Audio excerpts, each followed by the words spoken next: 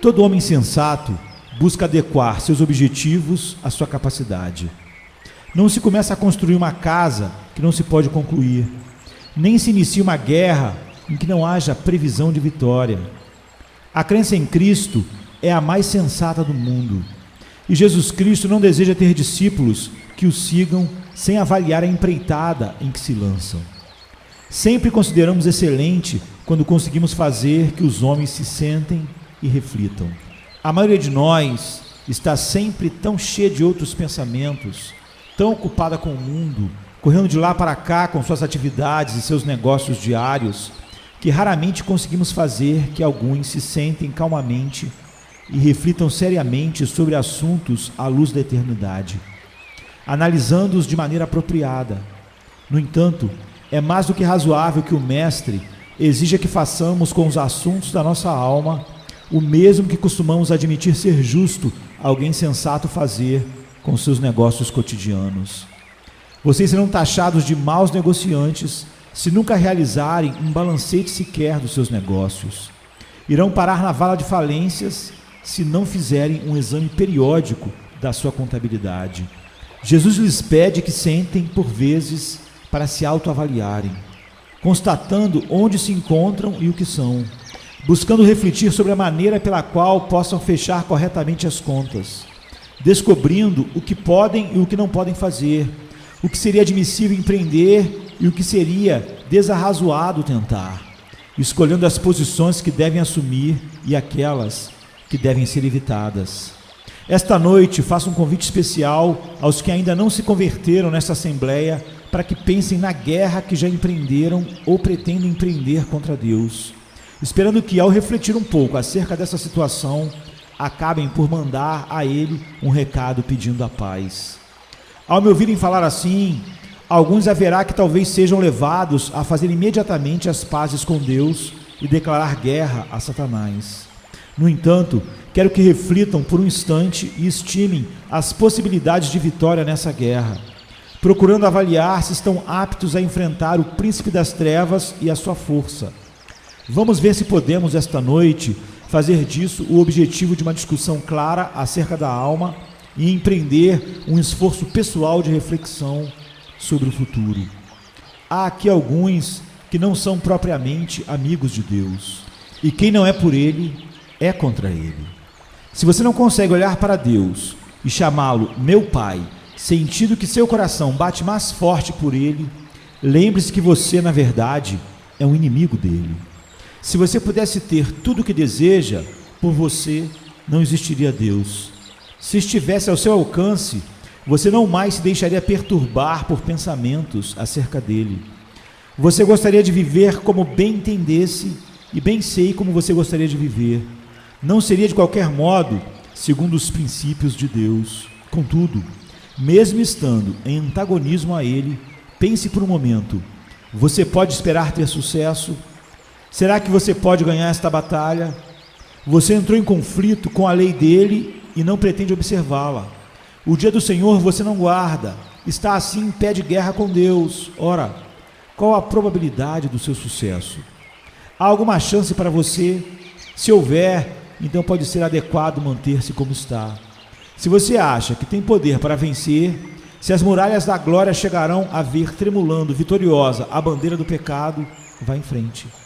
Haverá então pelo menos um ambicioso, digno de Satanás, que prefere reinar no inferno do que reinar no céu. Mas haverá de fato alguma esperança para você? Deixe-me mostrar-lhes algumas coisas que talvez o faça constatar ser esse conflito muito desigual, levando-o então a abandonar os pensamentos atuais. Pense só no poder estupendo de Deus. Que há no mundo o que ele não possa fazer? Na terra, vemos apenas uma pequena parte do seu poder. Volta e meia, ouvimos um trovão ressoar em meia tempestade e vemos com deslumbramento o céu resplandecer ao brilho de um raio. Agora veja algo em alto mar, deixe seu barco navegar em meio a um furacão que uiva e note como a firme madeira dos mastros se enverga como se fosse uma folha de papel e como de repente um rígido vergalhão cai no convés, quebrando em 1000 pedaços. Perceba o que faz Deus revirando as profundezas, como se trouxesse abaixo os céus e levantasse a terra, misturando tudo em uma massa única de tempestade. Suba os Alpes, ouça o som das avalanches, maravilhe-se a olhar um íngreme precipício, seja arrebatado pelos mistérios de uma fenda, contemple a catarata devastadora, repare nos mares congelados, nas geleiras que descem da montanha varrendo tudo. Deixe só irromper uma tormenta e verá os Alpes serem os Alpes, com os picos nevados parecendo cabeças acima das asas brancas que os cobrem. Talvez nessas horas e nesses lugares você aprenda algo sobre o poder de Deus só de observar a natureza. Se você estivesse ao lado do Dr. Wolff em Alepo, na Síria, teria visto como ele, ao levantar-se em uma manhã, o Monte Alepo desaparecer em um único instante, tragado por um terremoto. Então você veria o que Deus pode fazer. Porque, porém, eu precisaria mencionar aquilo que vocês provavelmente conhecem tão bem. Lembrem-se que o livro dos livros fala dos feitos dele, quando liberou as profundezas, ordenando que até as mais profundas fontes jorrassem, de sorte que o mundo inteiro se cobrisse de água. Pense no que Deus fez no Mar Vermelho, cujas profundezas se tornaram um assoalho temporário para o seu povo passar, e onde, logo depois, as águas bateram palmas com ávida felicidade, afogando seus inimigos, para que nunca mais se levantassem. Deixe que os nomes como Og, rei de Bazã, Seom, rei dos amorreus, e Senaqueribe, o grande, surjam em sua memória, e lembre-se do que Deus fez a eles. Ninguém jamais avançou contra os seus escudos sem acabar ferido. Que ferro ou bronze ele não conseguiria quebrar, que lança ele não despedaçou. Milhões se voltaram contra ele, mas ao soprar do hálito das suas narinas caíram, ou se foram como o joio levado pelo vento. Que o mar ruja com toda a força, mas os rochedos continuarão a existir, dispersando as ondas em forma de espuma, assim como faz Deus quando seus inimigos se acham mais arrojados e ferozes. Aquele que se senta nas alturas do céu apenas ri de seus adversários e é capaz de aniquilá-los sem precisar erguer as mãos, nem mesmo piscar um olho. Pense, pecador, pense nele, com quem você agora se degladia. Seu exército é como o de Deus, sua voz rebomba como a dele.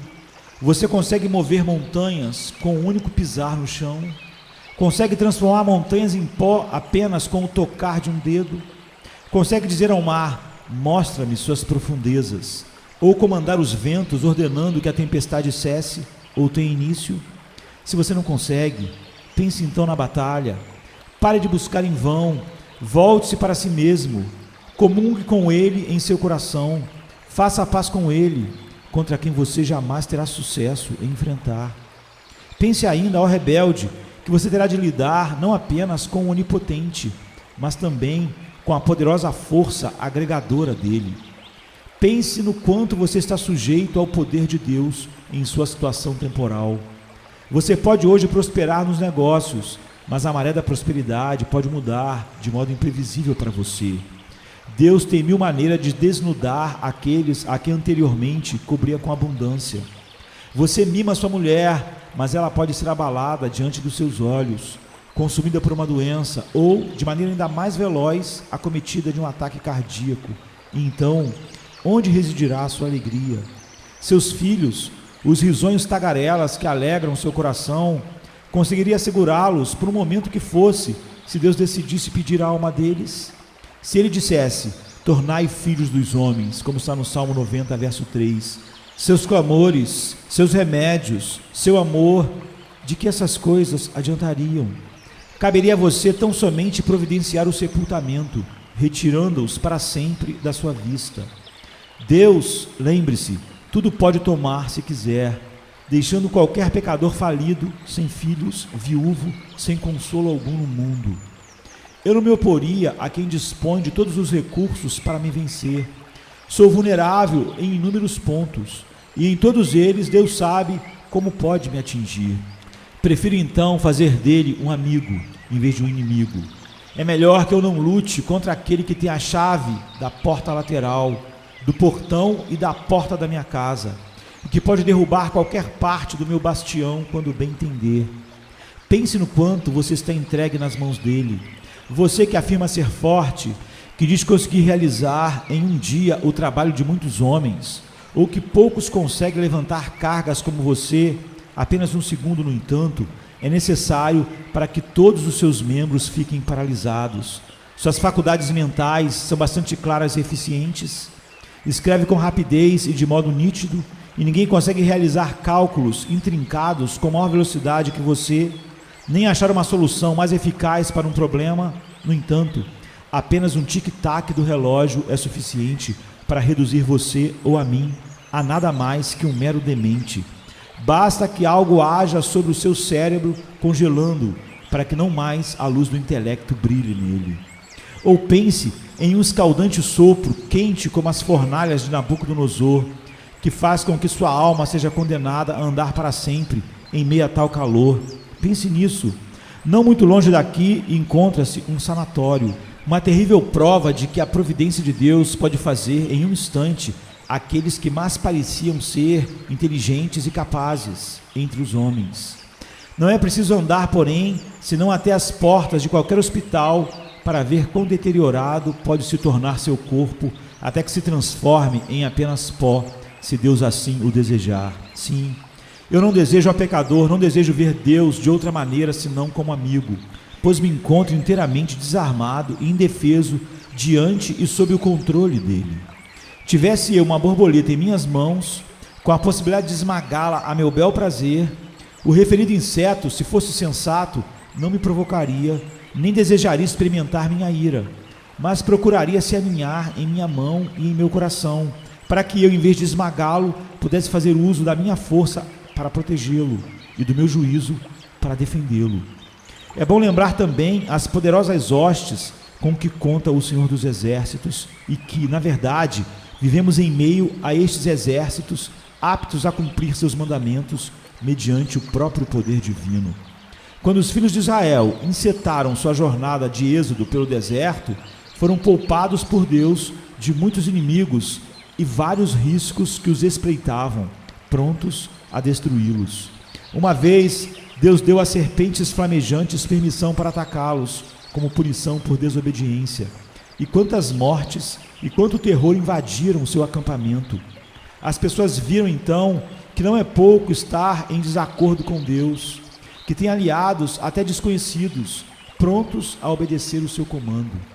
Isso também foi claramente demonstrado com as pragas do Egito, quando rãs, moscas, gafanhotos e piolhos, saraivas e trevas, peste e morte inundaram a terra, amaldiçoando-a, compelidos apenas por um levantar dos dedos de Deus. Ele pode contar perfeitamente com as forças de sua própria criação.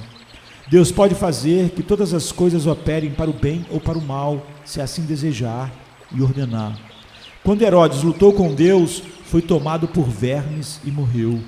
Deus tem ainda um incontável exército de servos desejosos de fazer sua vontade, ouvidos atentos a cada palavra que ele pronuncie.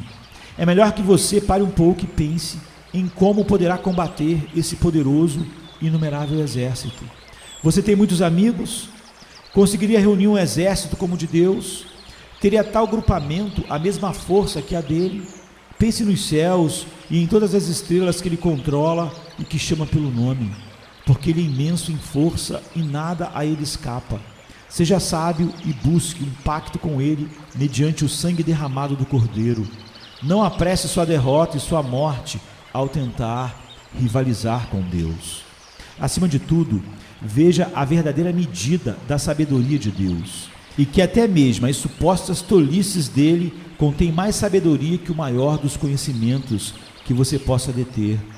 Um bom general, na verdade, pode ter mais valor que muito bom batalhão.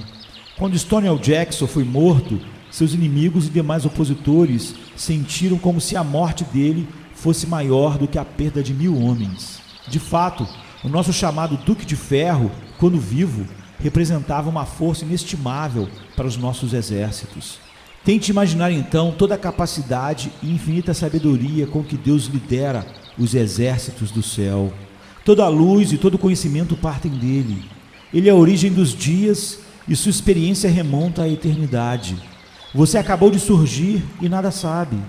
Os planos dele vão além da sua concepção e ele conhece todos os rumos que você toma. Está muito mais acima dos seus pensamentos e mais longe ainda da sua vista, mas pode ver perfeitamente através de você e conhece você melhor até do que você mesmo jamais conseguiria. Não dê mostras da sua insensatez, portanto, ao tentar comparar sua pobre sabedoria com a dele. Nem espere jamais ofuscá-lo ou triunfar sobre ele. Ó pobre mariposa que corre em direção ao fogo, você será consumida em meio à piedade dos homens bons e ao sarcasmo e ironia dos perversos. Você tem uma consciência, não conseguirá se livrar dela. Pode ter tentado diminuir um pouco a luz da lâmpada do Senhor, mas ela continua a arder, não se apaga. E Deus conhece 1000 maneiras de transformar sua consciência em terrível aflição se o rejeitar. A consciência representa fiel escudeiro dos homens e serve de escudo sobre o qual os homens lutam pelas causas certas. Mas se você fizer dela a sua inimiga, sua consciência dará lugar a uma espada, de tal modo que você será por ela ferido seriamente. Você tem uma consciência, sim, mas isso soa muito estranho a um homem que tem Deus como inimigo. Fosse eu inimigo de Deus, desejaria não ter de levar junto comigo uma voz que me chamasse a atenção para o caráter divino e correto da lei do Altíssimo.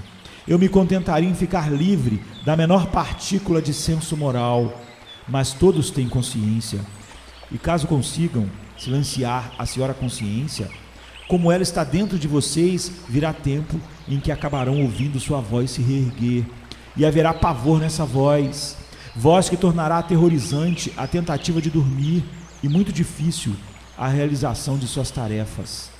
Até o mais fiel dos homens tementes a Deus acaba descobrindo que a sua consciência, se necessário acusá-los de qualquer erro, por mais que tenha sido até então ótima companhia, acaba se tornando um tormento. É dito que o coração de Davi acabou derrotando-o. Preferiria ser derrotado por qualquer pessoa a ser derrotado pelo meu próprio coração, pois ele é capaz de ferir de modo intenso, alcançando um ponto em que a maioria dos homens é frágil e completamente vulnerável. Lembre-se que você é mortal, portanto, é inútil bater de frente com Deus.